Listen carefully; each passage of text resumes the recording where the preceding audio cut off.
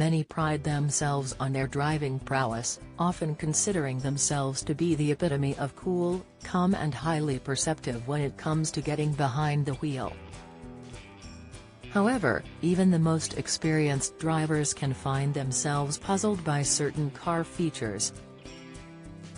There are plenty of them to remember, after all. Showing just how confusing motors can be at times, debate about a car button was recently sparked on Reddit. A user posted the query, "What does this button do?" Accompanying the question was an image of a button with a symbol resembling a glowing light. And it certainly got a lot of people talking. Lots of people have since offered their suggestions. From the sensible to the absolutely wild, people had all sorts of ideas as to what the symbol actually means. One person said, "Fog light. Not for use light mist, haze, drizzle, sleet, overcast, wet or perfectly sunny days. Use it in fog. Somehow this is confusing for a lot of drivers." Another quipped, "Press that when you are being followed. It deploys a smoke screen that will allow you to disappear in a dramatic fashion." Also a rear fog light. A third replied, "That looks like a rear fog light switch. If it's front the lines dip down." Meanwhile, a fourth also commented, "My friend failed her test for not being able to put the fog lights on when the examiner asked, so learn where they are, guys.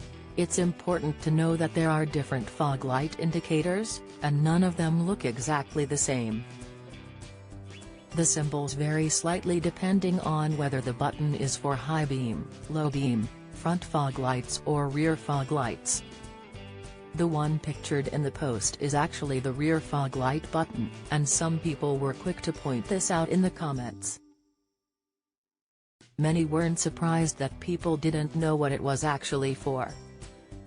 One chimed in with, "I would guess a very large proportion of qualified drivers don't know this." Another wrote, "Rear fog light, used when visibility is 100 meters or less. You must switch it off when it clears.